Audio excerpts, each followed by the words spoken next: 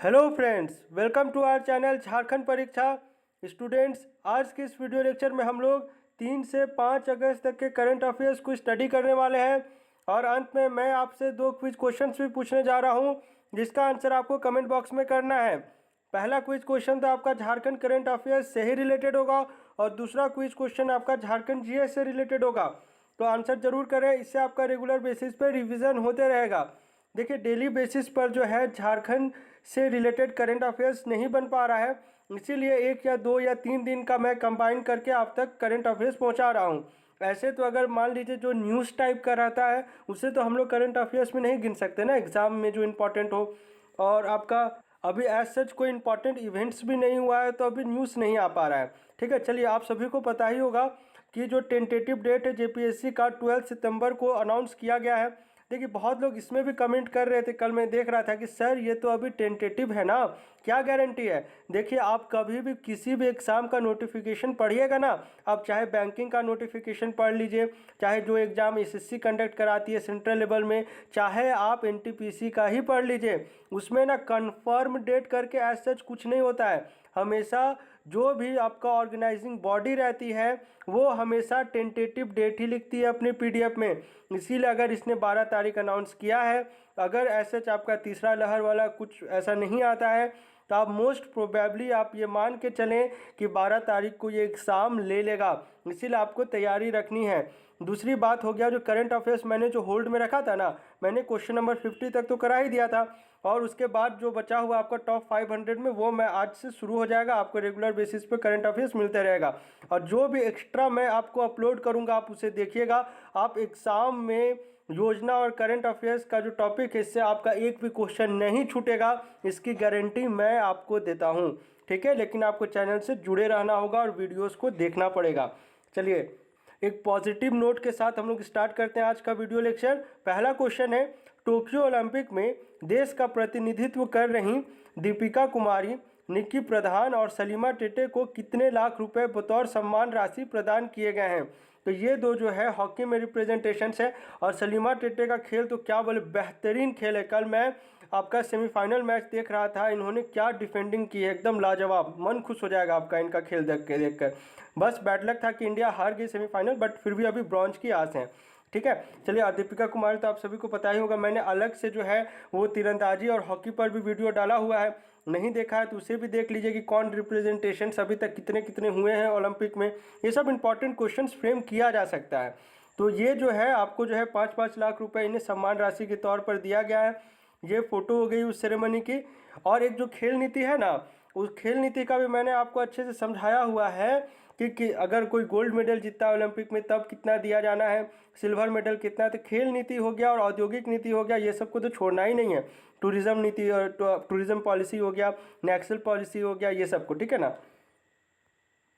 चलिए, first point है आपका, 3 अगस्त को मुख्यमंत्री हेमंत सोरेन के द्वारा टोक्यो ओलंपिक में देश का प्रतिनिधित्व कर रही तीरंदाज दीपिका कुमारी और महिला हॉकी टीम की सदस्य निक्की प्रधान और सलीमा टेटे को 5-5 लाख रुपए बतौर सम्मान राशि प्रदान किए गए हैं। इसमें जो है आपका पैरा ओलंपिक खिलाड़ी अजय राज को विशेष प्रोत्साहन राशि के रूप में 3 लाख रुपए की राशि प्रदान की गई है।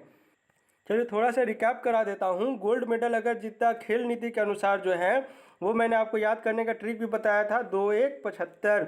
ये गोल्ड हो गया, ये आपका सिल्वर हो गया, ये आपका ब्रॉन्ज हो गया, करोड़ करोड़ लैक्स। ठीक है, चलिए, और ये देखिए, ये ना उसमें ना क्या है ना, 12 खिलाड़ियों को जो है आपका जो है नियुक्ति भी दी गई थी। उसमें से कुछ इंपॉर्टेंट जो मैंने लिखा है, इसलिए नियुक्ति पॉइंट ऑफ व्यू से इंपॉर्टेंट नहीं है, इनकी जो अचीवमेंट है ना वो आपसे एग्जाम में पूछा जा सकता है। कैसे, मैं आपको समझा रहा हूँ। देखिए, है तो टोटल 12 है, तो आपको नहीं नियुक्ति, आपको काम का है ही नहीं नियुक्ति, खुद का आदमी नियुक्ति लेगा कि दूसरे का भी सोचने जा रहा है, या ये कंडीशन हो चुका है झारखंड का। लेकिन जिनको मिला है उनके अचीवमेंट्स किन्हीं किन्हीं का आपको याद रहना चाहिए। जैसे कि मधुमिता कुमारी का आपसे पूछा जा सकता है, क्योंकि इनका स्पोर्ट्स है तीरंदाज और इन्होंने सिल्वर मेडल जीता है आपका एशियन गेम्स 2018 में, इसलिए ये इंपॉर्टेंट है। मैंने बोला है ना, आप 19 से लेकर 20 का मिड तक का करंट अफेयर्स को, नहीं 21 का मिड तक का करंट अफेयर्स आपको करना है पूरा। ठीक है, 18 का भी कुछ कुछ आएगा जिसमें आपका ये शामिल है। दूसरा है आपका फरजाना खान, ये क्या है, इनका स्पोर्ट्स एरिना क्या है, लॉन बॉल है, ठीक है। और इन्होंने जो है 34वें राष्ट्रीय खेल में गोल्ड मेडल जीता हुआ है और 2020 में इन्हें जो है झारखंड रत्न से सम्मानित किया गया है। अब 34वां राष्ट्र खेल तो अभी तक आपको रटा गया होगा, मैं उम्मीद करता हूँ। कहाँ हुआ था, झारखंड में हुआ था। अब आइए तीसरा इंपॉर्टेंट नाम, वो है आपका रीना कुमारी का। रीना कुमारी ऐसे क्यों इंपॉर्टेंट है, मैंने आपको जो तीरंदाजी वाला वीडियो लेक्चर डाला है ना, उसमें मैंने आपको पढ़ाया है। अगर आपसे पूछ लेगा पहला वुमेन रिप्रेजेंटेशन आपका झारखंड से, तो वो उसमें आपको टिक करना होगा रीना कुमारी। तीरंदाजी 2004 का ओलंपिक है, ठीक है। ये सब क्वेश्चंस में गलती नहीं होनी चाहिए आपकी। चलिए सेकंड क्वेश्चन में आइए। किस विभाग के द्वारा बाह्य संपोषित परियोजना प्रबंधन कोषांग का गठन किया गया है? तो इस क्वेश्चन का करेक्ट आंसर हो जाएगा स्वास्थ्य विभाग के द्वारा किया गया है। अब क्यों किया गया इसे थोड़ा सा समझ लीजिए। यह कोषांग राज्य में नए चिकित्सा संस्थानों की व्यवस्था की स्थापना एवं पूर्व से संचालित संस्थानों की व्यवस्था को और पुख्ता बनाने के लिए अंतर्राष्ट्रीय संस्थाओं से सहायता या अनुदान या ऋण प्राप्त करने की कार्यवाही करेगा। मतलब एक तरह से मान लीजिए तो आपका मीडिएटर के तरह ये काम करेगा कि अगर हम लोगों को ऑर्गेनाइजेशंस इस्टेब्लिश करनी है, आपका एजुकेशनल ऑर्गेनाइजेशंस जिसमें आपका मेनली फोकस किया जाएगा मेडिकल इंस्टीट्यूशंस पर, तो उसके लिए लोन कैसे हम लोग ले सकते हैं, फाइनेंसिंग बॉडी क्या हो सकती है, आरबीआई हो सकती है, एडीबी हो सकती है। तो वो जो एक प्रोसेस का जो मीडिएटर का काम है, वो ये जो आपका जो कोषांग जो गठित किया गया है आपका बाह्य संपोषित परियोजना प्रबंधन जो है कोषांग, ये इस काम करेगा ये चीज़ का। उम्मीद करते हैं समझ गए होंगे। इस कोषांग की मदद से राज्य के 13 आकांक्षी जिलों में मेडिकल कॉलेज खोलने की योजना भी ली जाएगी। मतलब टोटल कितना है आकांक्षी जिला, 19। याद करने का तरीका भी मैंने बताया, 19 का 19 क्यों याद रखना, जो 4 शामिल नहीं है उनको याद रखें। चलिए थर्ड क्वेश्चन में आइए। कविता संग्रह अंशिका के लेखक का क्या नाम है? इसका करेक्ट आंसर हो जाएगा option number C, Ganauri Ram. अब हम लोग थोड़ा सा इसका पॉइंट वाइज देख लेते हैं। आकाशवाणी रांची के द्वारा डॉक्टर गनौरी राम की कविता संग्रह अंशिका का लोकार्पण किया गया है।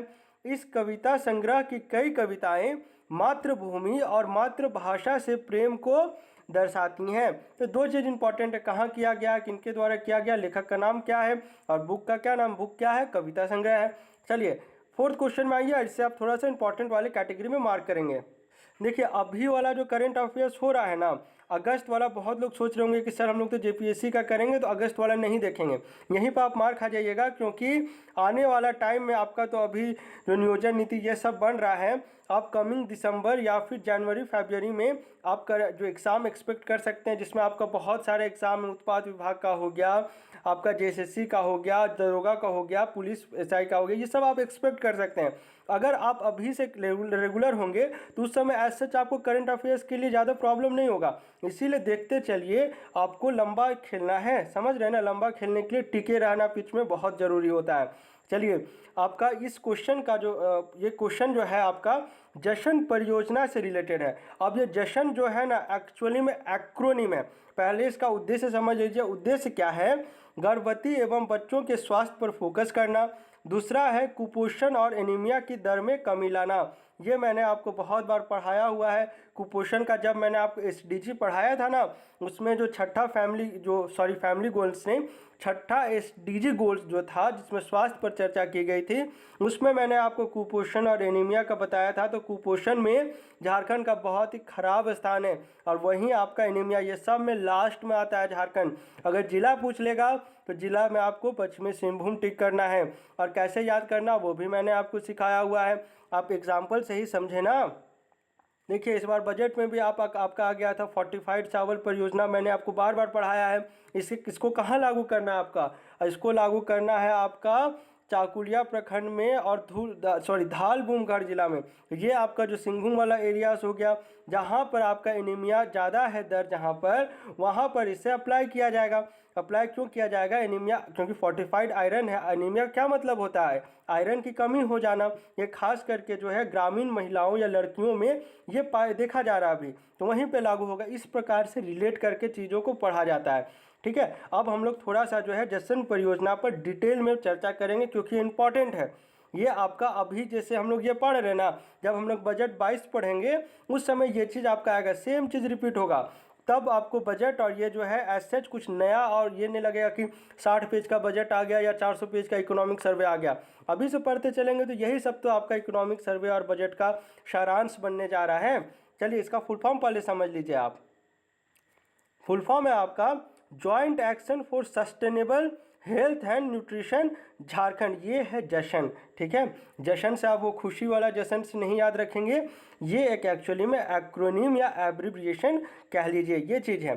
फुल फॉर्म याद रखिएगा, joint action for sustainable health and nutrition. जैसे आपका समर जो है वो समर, ये वाला समर एक एक्चुअली में एक्रोनिम है, यहाँ भी एनीमिया का जिक्र होता है, माल न्यूट्रिशन का जिक्र होता है।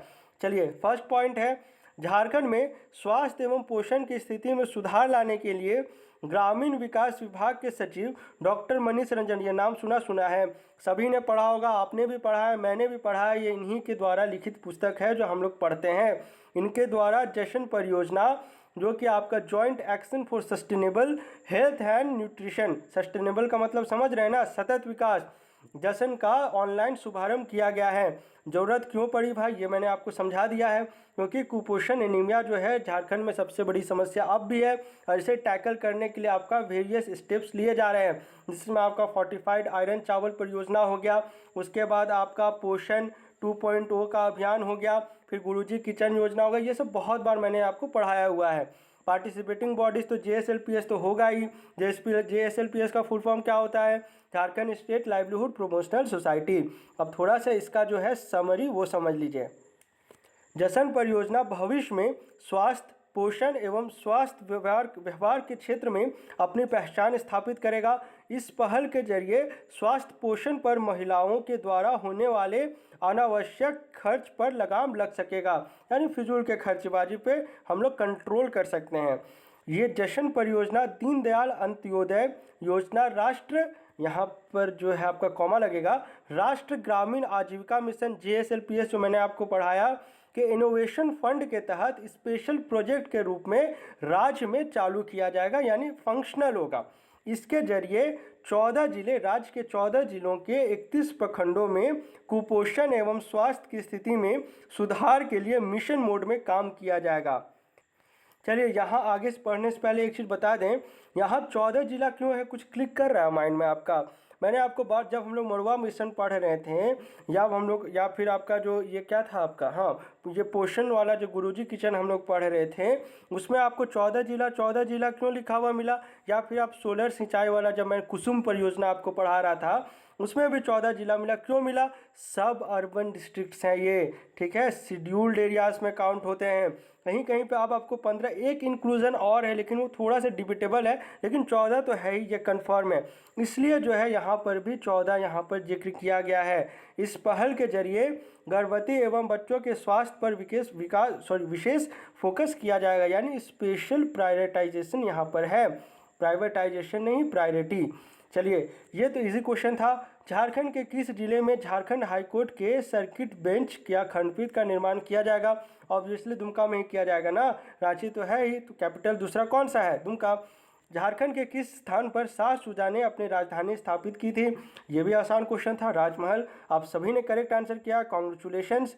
चलिए 16 फरवरी को झारखंड के किस पूर्व राज्यपाल का निधन हो गया है, आपके ऑप्शन है एम रमा जॉयस, VC पांडे, वेद प्रकाश मारवा, या फिर option number D Prabhat Kumar. चलिए ये वाला क्वेश्चन इंपॉर्टेंट, रामकृष्ण मिशन नहीं पूछ रहा हूँ, विद्यापीठ सॉरी रामकृष्ण विद्यापीठ झारखंड के किस जिले में स्थित है, आपके ऑप्शन है रांची, पूर्वी सिंहभूम, देवघर, या ऑप्शन नंबर डी दुमका। चलिए मिलते हैं झारखंड के अगले वीडियो लेक्चर में, और अब से कोई भी वीडियो लेक्चर आपको मिस नहीं करना है, मिस करिएगा तो हो सकता है आप क्वेश्चंस मिस कर दें। चलिए मिलते हैं झारखंड के अगले वीडियो लेक्चर में। Thanks for watching this video.